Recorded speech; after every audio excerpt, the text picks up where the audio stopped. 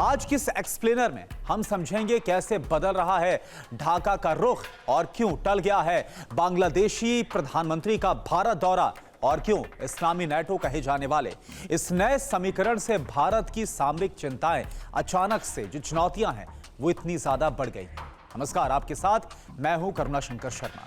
सबसे पहले बात करते हैं उस बड़े भू राजनीतिक घटनाक्रम की जिसने नई दिल्ली के रक्षा गलियारों में हलचल मचा दी। हाल ही में सऊदी अरब, पाकिस्तान और तुर्की के बीच मक्का ज्वाइंट डिफेंस एग्रीमेंट साइन हुआ था। इस पर हस्ताक्षर किए गए थे। इससे दुनिया भर के रणनीतिकार अनौपचारिक तौर पर इस्लामी नेटो भी बोल रहे हैं, क्योंकि इसके प्रावधानों के मुताबिक अगर इनमें से किसी भी एक देश पर हमला होता है तो उसे तीनों देशों पर हमला माना जाएगा। यानी कि जिस तरह से नेटो में आर्टिकल 5 है उसी से जोड़कर देखा जाएगा। हालांकि इसमें कुछ आर्टिकल 5 जैसा कुछ प्रोविजन इसमें जोड़ा नहीं गया है, लेकिन ठीक वैसा इसको समझा जा रहा है। अब इसमें नया और चौंकाने वाला मोड़ यह आया है कि बांग्लादेश ने समझौते में शामिल होने को लेकर बेहद ही सकारात्मक रुख दिखाया है। बांग्लादेश के प्रधानमंत्री तारिक रहमान के विदेश मामलों के सलाहकार हुमायूं कबीर ने एक इंटरव्यू में साफ कहा कि बांग्लादेश इन देशों के साथ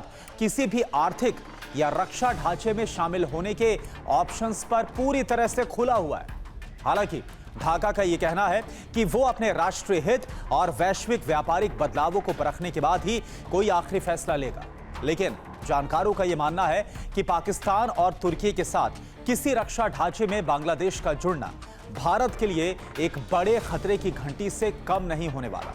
सवाल यह है कि समझौते से भारत की सुरक्षा और कूटनीति को क्या और कैसे चुनौती मिल सकती है। नंबर 1, सामरिक दबाव।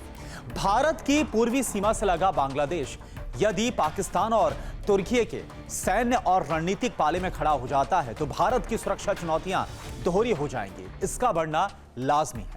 पश्चिम में पाकिस्तान से पहले से ही तनाव रहता है भारत का, और अगर पूर्व में भी ऐसा ही रक्षा ढांचा खड़ा हो गया तो भारत को अपने सुरक्षा संसाधनों को दोनों मोर्चों पर बांटना होगा।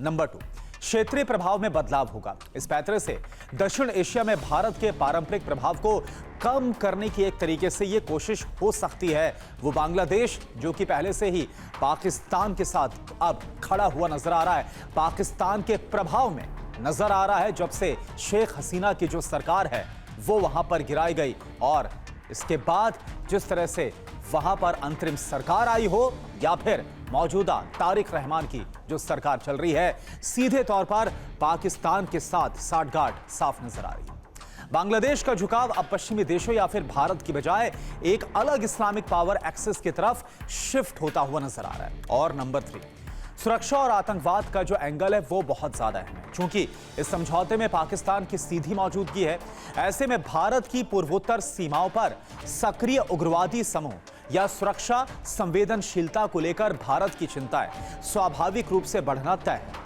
जाने माने भू राजनीतिक विश्लेषक ब्रह्मचलानी ने भी इस पूरे मामले पर अपना रिएक्शन दिया, और उन्होंने इस बात पर जोर दिया कि बांग्लादेश 3 तरफ से भारत से घिरा हुआ है और उसकी आर्थिक सुरक्षा भारत पर पूरी तरह से डिपेंड करती है। लेकिन इसके बावजूद नई सरकार के तेवर लगातार भारत विरोधी और असहयोगी वाले नजर आ रहे हैं। इस पूरे तनाव की जड़ें जुड़ी हैं साल 2024 के राजनीतिक उथल पुथल से, जब बड़े छात्र आंदोलन के बाद तत्कालीन प्रधानमंत्री शेख हसीना को सत्ता छोड़कर भारत में शरण लेनी पड़ी।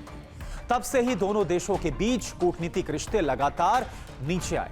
हाल ही में जब शेख हसीना ने नई दिल्ली से एक वर्चुअल माध्यम से एक ऑडियो एड्रेस के माध्यम से सार्वजनिक रूप से पहली बार अपनी बात रखी तो बांग्लादेश की अंतरिम और नई सरकार ने इस पर बेहद ही कड़ी आपत्ति जताई। बांग्लादेश की मौजूदा सरकार शेख हसीना के प्रत्यर्पण यानी एक्सट्रेडिशन की जो मांग है वो लगातार कर रही है, और उनका यह साफ कहना है कि जब तक भारत उन्हें वापस नहीं सौंपता तब तक द्विपक्षीय माहौल सामान्य नहीं हो सकता। बांग्लादेश के पूर्व विदेश मंत्री AK अब्दुल मोमेन और अन्य राजनयिकों का भी यही मानना है कि ढाका अब भारत के साथ किसी भी तरह के असमान रिश्ते या दबाव को स्वीकार करने के मूड में नहीं है। और अब बात सबसे ताजा घटनाक्रम की। हाल ही में यह अटकलें थी कि बांग्लादेश के नए प्रधानमंत्री तारिक रहमान अपनी पहली राजकीय यात्रा पर भारत आने वाले हैं।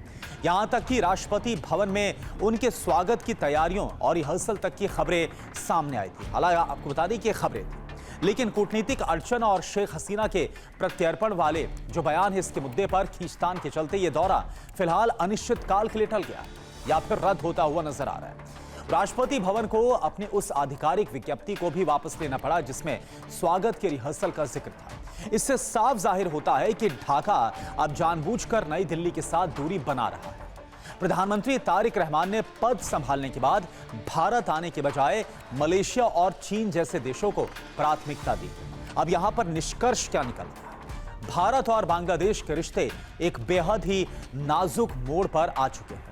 जहां एक तरफ भूगोल और इतिहास दोनों देशों को आपस में जोड़ता है, वहीं ढाका की नई नीतियां और मक्का रक्षा समझौते जैसे मोर्चों पर बढ़ती नजदीकियां बांग्लादेश की या फिर उसकी तरफ से इच्छा जाहिर करना, इस रक्षा समझौते के साथ जुड़ने की जो इच्छा सामने आ रही है बांग्लादेश की तरफ से, इसके बाद भारत के लिए एक बड़ी कूटनीतिक चुनौती ये बन चुका है। अब देखना यह होगा कि नई दिल्ली इस बदलती हुई भू राजनीतिक का सामना करने के लिए क्या कूटनीतिक दांव चलता है।